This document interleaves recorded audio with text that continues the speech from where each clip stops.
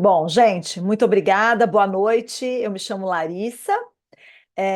Eu tenho, na verdade, dois Instagrams. Um deles é um Instagram maior, que é o Larissa Underline Mosqueta, onde eu falo sobre vinhos, pães de fermentação natural, dicas de mesa, de decoração, enfim, todo esse universo. E no outro se chama Pães da Larissa, que é onde eu falo sobre os meus pães. Eu mostro os meus produtos, aquilo que eu vendo, kits, os pães, acompanhamentos e tudo mais. Então, vocês estão convidados aí para dar uma olhada. Quem ainda não teve oportunidade ou não teve curiosidade de checar, corram lá e dão uma olhadinha nesses dois Instagrams, que tem bastante coisa interessante. Eu acho que o universo do vinho a gente curte bastante. E nessa aula de hoje, ou nessa palestra, nesse tema de hoje, nós vamos falar sobre os 5 pilares do vinho, tá? Então vamos começar entendendo primeiro o que é um vinho, gente. O vinho é uma bebida fermentada feita de uva, tá? No Brasil, para ser chamado de vinho, tem que ser obrigatoriamente feito com uva. Talvez vocês já tenham tido contato com bebidas escrito assim, vinho de ameixa, vinho de abacaxi, vinho de pêssego. Na verdade, nesse caso, não pode ser chamado de vinho. É uma bebida fermentada feita de pêssego, de abacaxi, de ameixa, de outras frutas, mas não é um vinho. Para ser vinho, tem que ser feito de uva. E por que os 5 pilares do vinho? O que faz um vinho ser um vinho? Por quê? Quais são as características que a gente sempre busca? Talvez você já tenha ouvido as pessoas falarem: ah, tem muito tanino, tem mais corpo, tem menos corpo, tem uma acidez. Nossa, é muito alcoólico. Ai, parece que tem um pouco de doçura, não tem doçura. O que que faz? O que que são esses 5 pilares? O que que são essas 5 bases do vinho? Então vamos lá. Os 5 pilares do vinho são corpo, taninos, álcool, doçura e acidez. Esses 5 itens estão presentes em qualquer vinho, de forma diferenciada, mais, menos, mas eles estão nos vinhos. O que que seria o corpo, para a gente entender? Quando a gente fala muito, não sei se vocês já ouviram o pessoal falando assim, ai, eu gosto de vinho mais encorpado, ai, eu gosto de um vinho mais leve, eu gosto de um vinho que preenche a boca. Afinal, o que que é isso? É muito comum, eu escuto muita gente confundindo corpo, essa coisa da leveza do vinho, com a quantidade de açúcar, com doçura. Muitas pessoas usam a palavra suave para definir corpo, peso em boca. O que que seria o corpo, gente, para a gente entender? Quando você tem ali um copo de leite, vamos imaginar, você dá um gole você dá um gole de leite. Você pega um copo de leite e dá um gole. E imagina aí, ó, vocês podem até fechar os olhos e viajar para essa sensação, para essa situação. Imagina aquele peso na boca. Se imagine dando um gole do vinho, do leite, tá? Se imaginem dando esse gole do leite.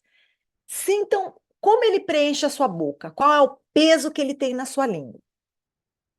Agora, deem um gole de um iogurte líquido, um iogurte mais molinho, que você pode tomar de gole, mas imagina o peso que ele tem na sua boca. Os dois são de leite, só que o iogurte tem um peso maior do que o leite. Claro que no vinho a diferença não é assim gritante como o iogurte e o leite. Seria mais próximo se nós comparássemos um leite integral com um leite desnatado. Aquele peso, aquela gordura do leite integral com o leite desnatado. Então, o corpo é isso daí, tá? É como ele vai ficar na sua língua, o peso que ele vai ter na sua língua, na sua boca, quando você der um gole daquele vinho. Alguns, alguns itens são responsáveis por esse mais corpo, menos corpo, corpo médio. Por exemplo, o tipo da uva, a quantidade de álcool, a quantidade de açúcar residual, o tipo de extração, foi mais extraído, foi menos extraído? É um vinho tinto? É um vinho branco? Qual a quantidade de taninos que esse vinho tem? Então, o corpo está relacionado com essa primeira impressão que você vai ter com a bebida tocando a sua língua, tocando a sua boca, tá?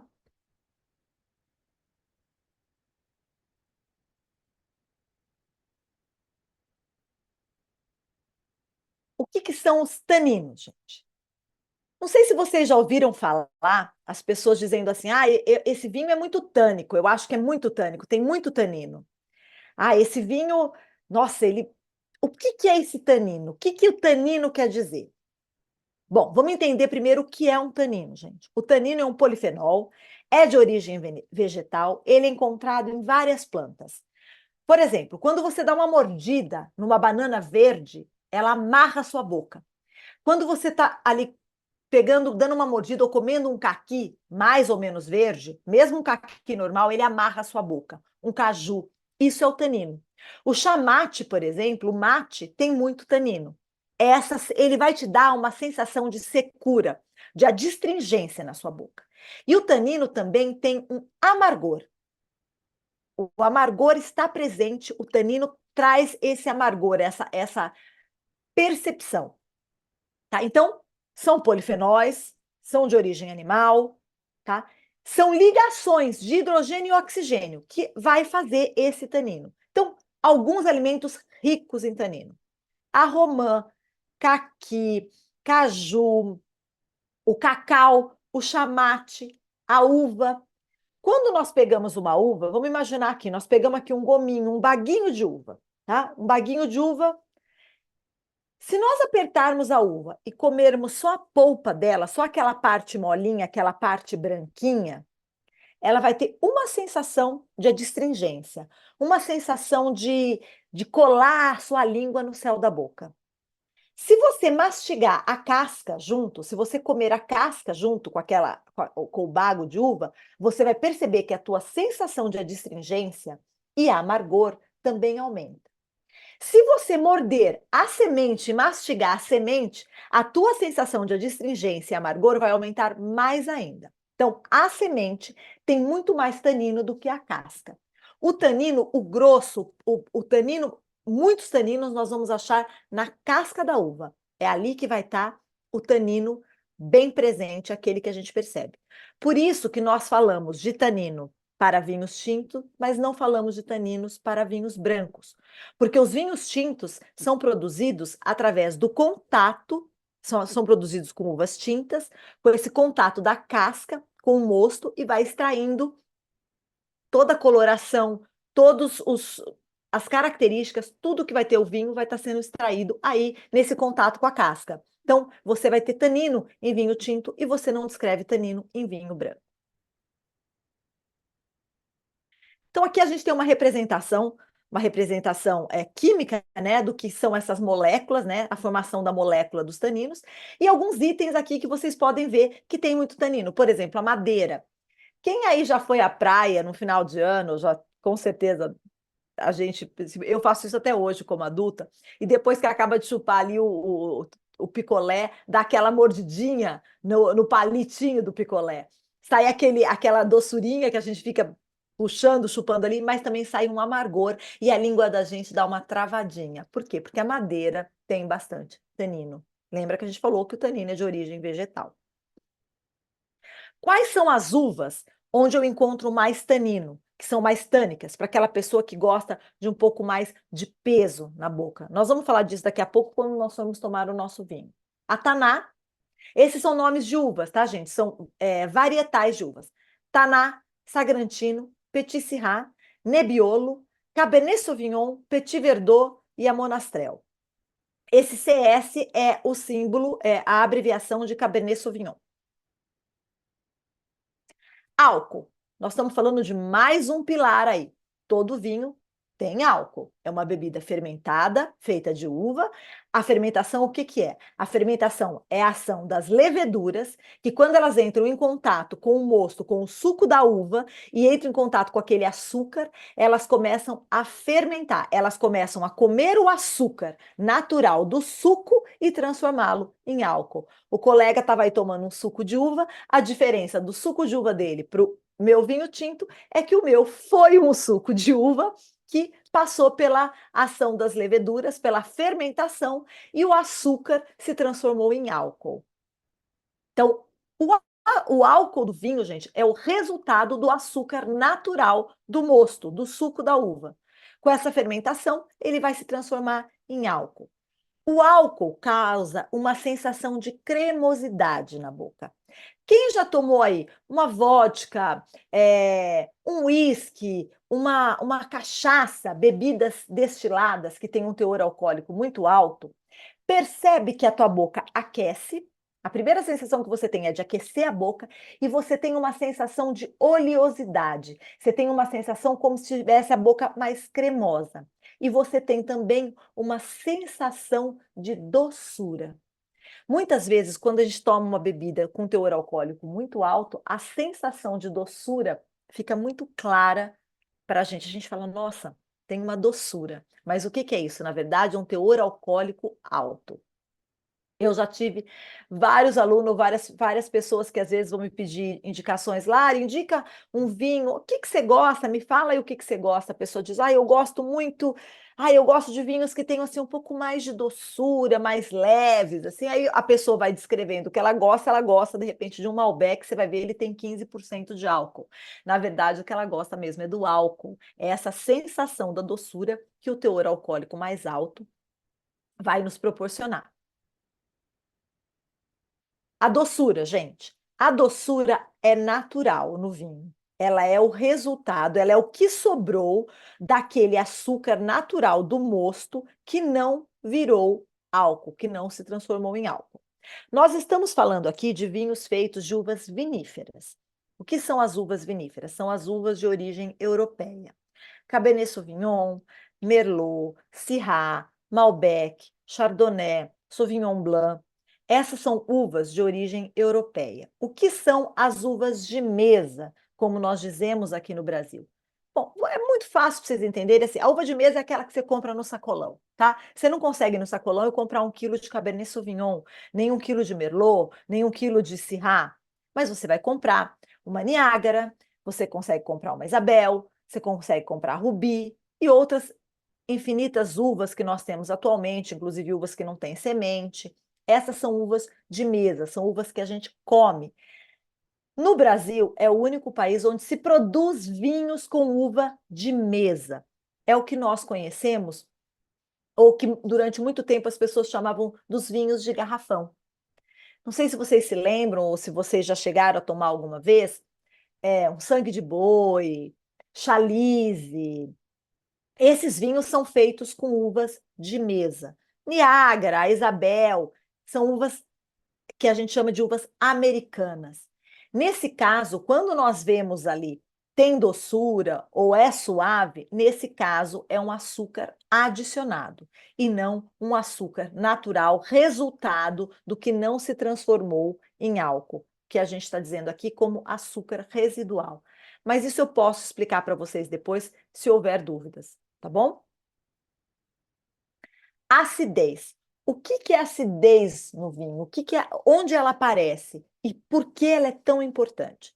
Gente, eu sempre costumo dizer para os meus alunos que a acidez, ela dá aquele brilho, ela dá aquele toque final. Ela faz toda a diferença numa comida, numa bebida.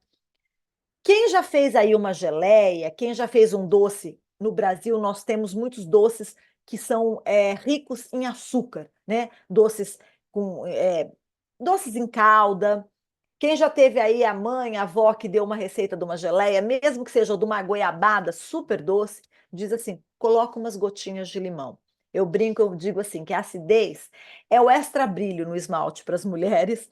E como é aquela cera na hora do carro ficar pronto ali, que você fala, eu quero encerar porque vai dar um a mais. O carro tá limpo, a sua unha tá linda, mas quando você passa aquele extra brilho, ela dá um chance, ela levanta. Isso é acidez. A acidez é super importante para não tornar a bebida enjoativa.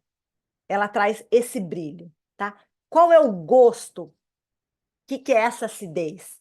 Tá? Ela vai trazer o frescor, ela vai trazer uma vida. Quanto mais doce, menor a acidez. A acidez a gente percebe aqui, ó, no fundo, na lateral da nossa boca, debaixo da nossa língua, quando dá aquela salivada. Isso é acidez. Nós vamos falar dela daqui a pouco, quando nós estivermos tomando a nossa taça de vinho, tá? O que que acontece, gente? Muitas vezes nós confundimos a acidez com a gente não percebe que aquilo é super ácido, porque a gente acha que a acidez está relacionado com o limão, com o cítrico, com coisas azedas. A gente confunde acidez com azedo, tá? Então nós temos aí, ó, uma coca, uma limonada, olha a diferença que você tem aí na acidez, no pH, no que isso vai trazer. Por exemplo, um iogurte tem uma acidez grande. Só que você, quando você vai tomar um iogurte, você não vai pôr uma gota de limão, você coloca ali um pouquinho de mel para dar aquela suavizada, porque ele é muito ácido, mas ele tem uma acidez láctea, que é uma acidez mais suave, mais delicada para a nossa percepção, para as nossas papilas gustativas, diferente de uma acidez cítrica, que é mais pontadinha. Então, esse, pessoal, são os 5 pilares do vinho.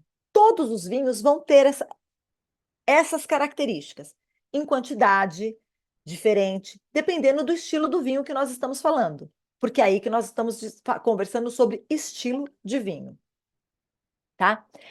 Nós vamos agora fazer na prática, por isso que eu falei para vocês, quem quisesse tomar um pouco de vinho, tá? Para perceber isso que eu falei. Nós vamos fazer com tinto, gente. Por quê? Porque eu vou falar sobre os taninos. Eu vou falar sobre o corpo. É mais fácil a gente perceber isso em vinho tinto.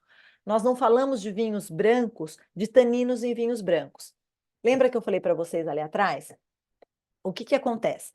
De onde vem a cor do vinho, gente? A cor, a coloração do vinho, opa, ela está na casca, tá? Portanto, um vinho tinto, ele é feito de uma uva tinta, de uma uva vermelha. E um vinho branco? Vocês não podem responder, né? Vocês estão só traduzindo, né? Por enquanto. Gente, o vinho branco, ele não tem contato com a casca. Então, como é feito o vinho? Vai lá, colhe-se a uva, leva para a cantina, vai espremer, vai pegar a uva tinta, vai espremer, vai colocar em tanques, tá? Vamos contar em tanques de inox.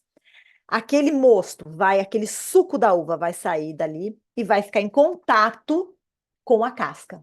A partir desse momento que ele entra em contato com a casca, que ele entra em contato com o oxigênio, já começa o processo de fermentação. As leveduras já vão atuando, já vão comendo, já vão consumindo o açúcar natural desse mosto, desse suco, e vão transformando em álcool, vão trazendo temperatura e vão trazendo bolhas. Porque é isso que a gente está falando de vinho. A gente tem os espumantes, que é uma forma que conseguiu prender as bolhas ali dentro, tá? Então, aquele açúcar natural está sendo transformado em álcool. Quando ele está em contato com a casca da uva, ele vai ter cor.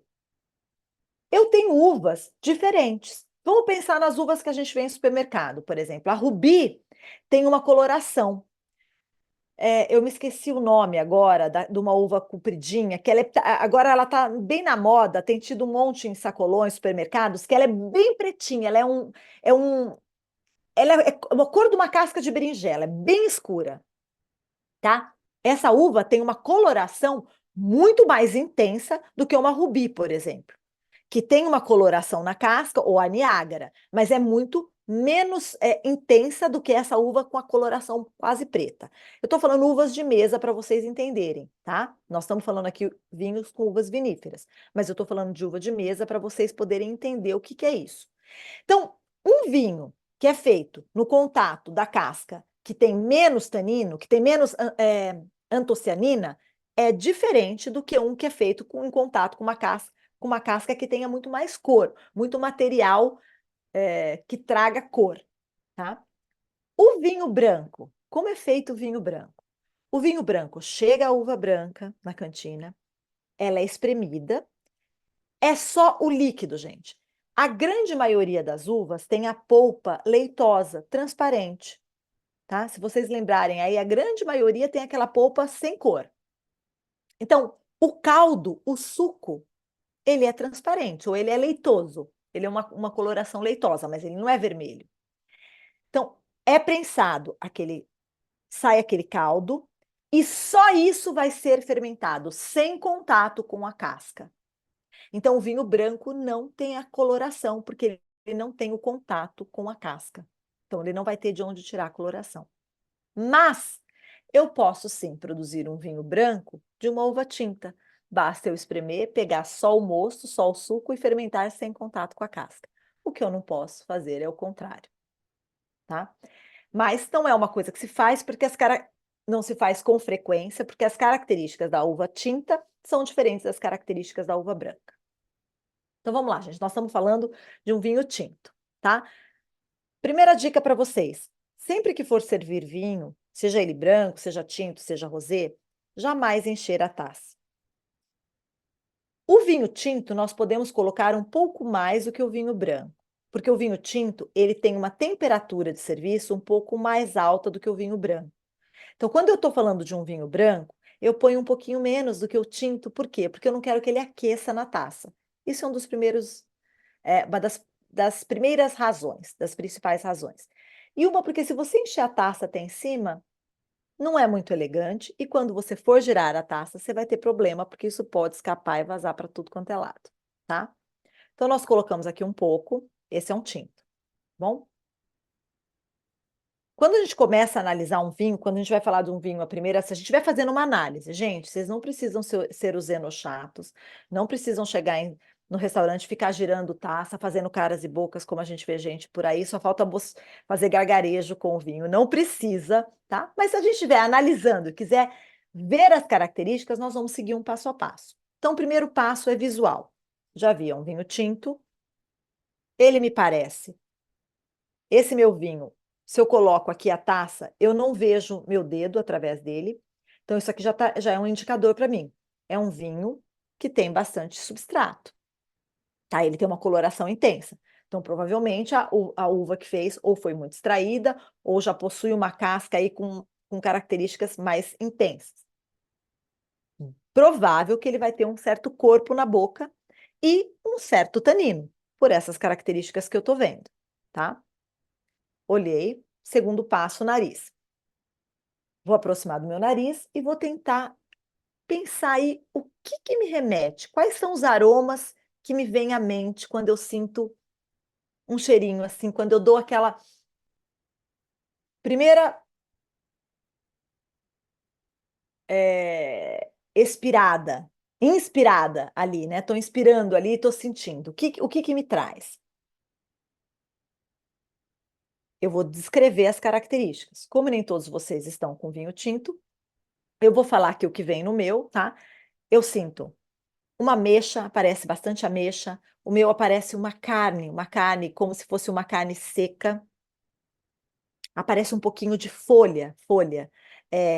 Quem já passou por lugares mais frios, tipo, eu vou falar de São Paulo, né, eu estou em São Paulo, Campos do Jordão, Visconde Mauá, Monte Verde, você tem uma parte onde é bem fechado ali das árvores e fica aquele monte de folhas no chão e elas então, elas vão ficando umedecidas, é um termo que nós usamos em francês, que se diz "sous-bois", que traz esse aroma de terra molhada, de terra mexida, de cogumelos. Quem já sentiu aquele cheiro de cogumelo, de fungo seco, é um pouquinho essa característica, tá? Aí eu vou dar o gole, que é o que a gente quer fazer, né?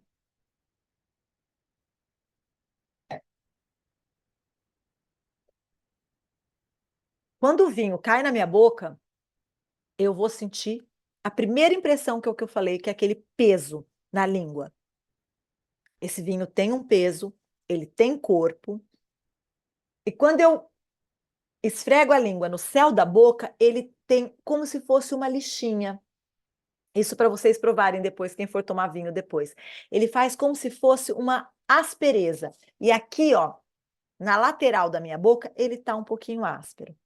Como que eu posso dizer que um vinho tem mais tanino, mais corpo, menos corpo? Comparando, gente. Né? Eu tenho que ter uma memória e falar, olha, eu já bebi um outro que tinha menos corpo, menos tanino. Por quê? Porque eu vou lembrar dessa sensação de aspereza na minha boca. É assim que a gente vai perceber. Então, quem já tomou dois tipos de vinho, quem já tomou um tinto e um branco, vai saber entender isso que eu estou falando. Quem nunca fez isso, faça a experiência, que é muito divertido. Vamos entender agora, então, ele tem um corpo, esse vinho é um vinho encorpado, é um vinho que tem taninos, ele tem essa aspereza, mas eles são taninos que estão finos. Como eu sei, o que é um tanino fino? É um tanino que não agride a minha boca. Ele tá gostoso. Eu percebo esse tanino, mas ele não tá muito áspero. Ele tá suave, ele tá integrado, tá? Integrado é melhor do que suave. Ele tá integrado.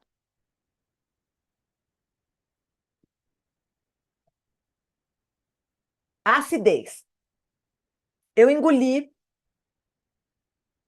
Quando eu abaixo a cabeça, eu sinto vir uma água que vem aqui da lateral até na parte de baixo aqui da minha língua.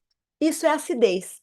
Ele me dá uma sensação ele dá essa acidez, ele traz essa acidez, que é um frescor. Então é assim que eu vou perceber uma acidez no vinho. Eu vou dar um gole e vou perceber o que acontece. Como que eu sinto? A doçura, gente.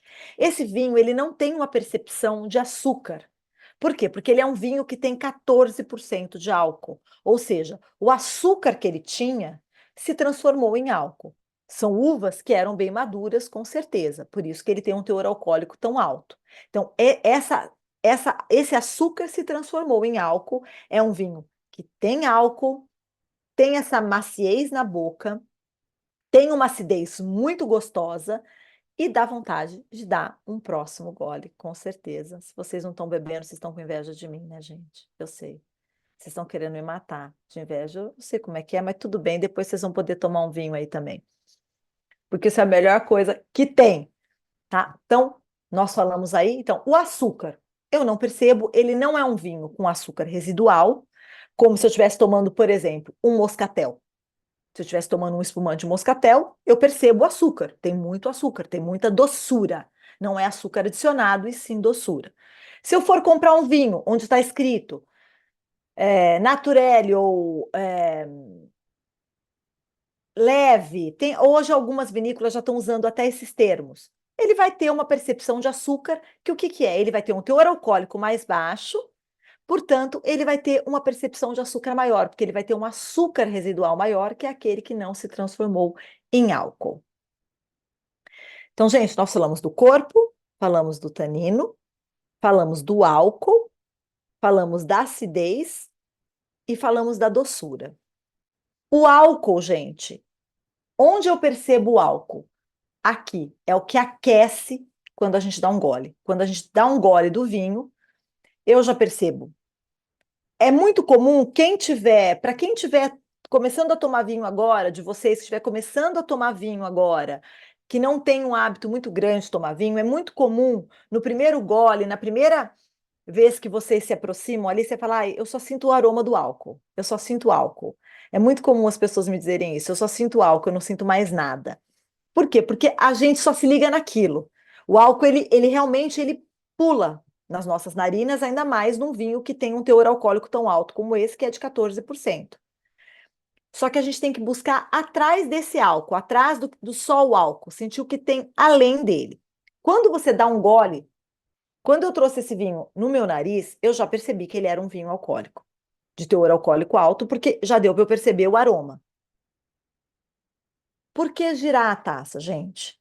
Porque as moléculas são voláteis, as moléculas aromáticas. Então, uma vez que você gira a taça, você faz com que essas moléculas aromáticas se desprendam e a tua percepção dos aromas, de novos aromas, é muito mais fácil de perceber. Então, o álcool você vai perceber aqui nesse final, que vai aquecer a garganta e o nosso peito. Gente, são esses os 5 pilares. Acho que eu falei aí meus 35 minutos, que eu prometi que eu não queria exagerar para vocês não se cansarem, porque eu sei que é muito cansativo essa quantidade de informação para a gente o tempo inteiro. Então, agora estou aberta se vocês quiserem fazer algum tipo de pergunta, se vocês quiserem colocar as opiniões, as impressões de vocês, enfim, estamos aqui para isso. Saúde.